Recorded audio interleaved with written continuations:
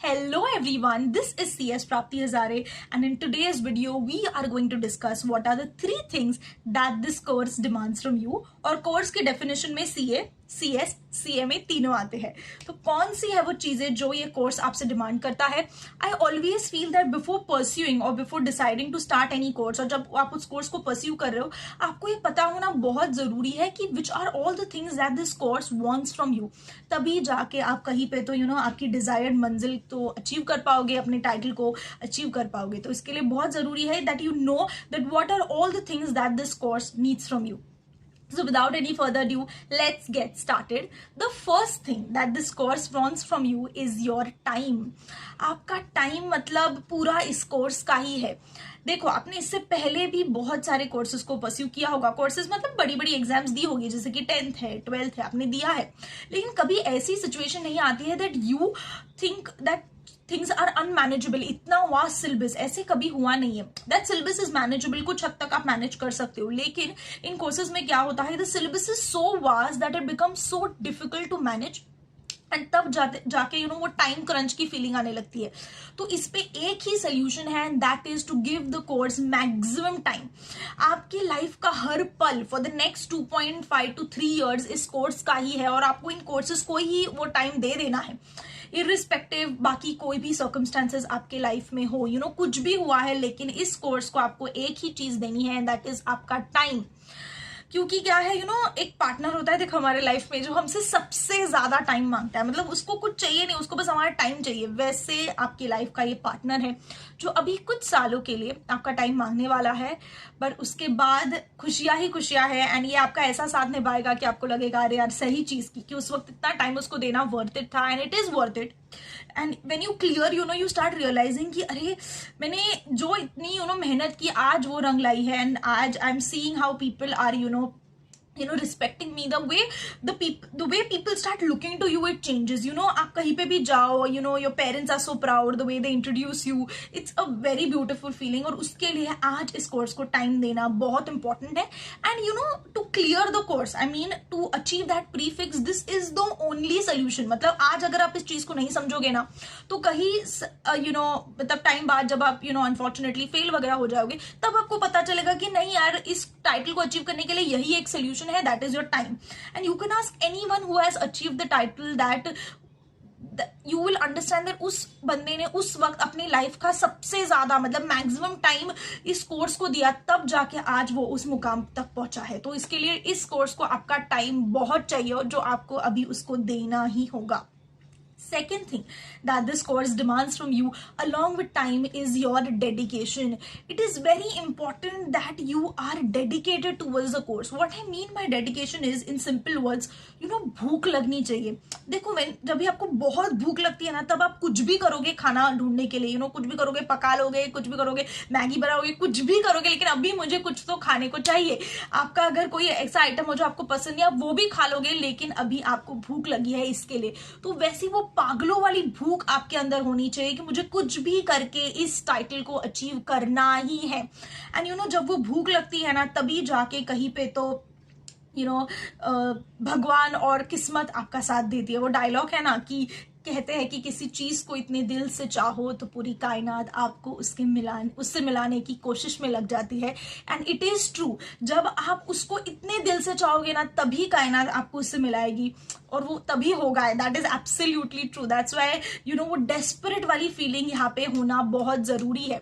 And जब आप desperate होगे ना, तभी जाके आपके बहुत सारे डोर्स ओपन होंगे. What I mean to say, जब आप पढ़ रहे हो, you will be able to study efficiently, you will enjoy studying. I always feel that if you want to succeed in this course, you need to enjoy the course. मंजिल तो बहुत जरूरी है, लेकिन सफर भी उतना ही इंपॉर्टेंट है. आपको उस सफर को भी उतना ही एंजॉय करना है, और जब आप एंजॉय करोगे तभी जाके आप कॉन्सेप्ट्स को समझोगे.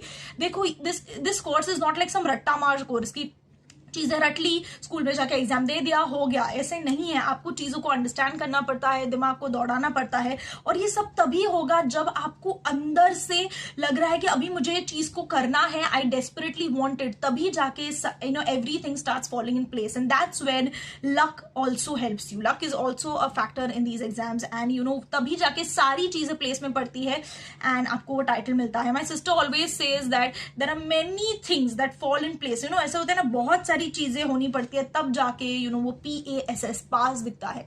तो that's why it's very important कि आप डेस्परेटली वो चीज को चाहो, एंड वो तभी होगा when you have extreme dedication towards the course.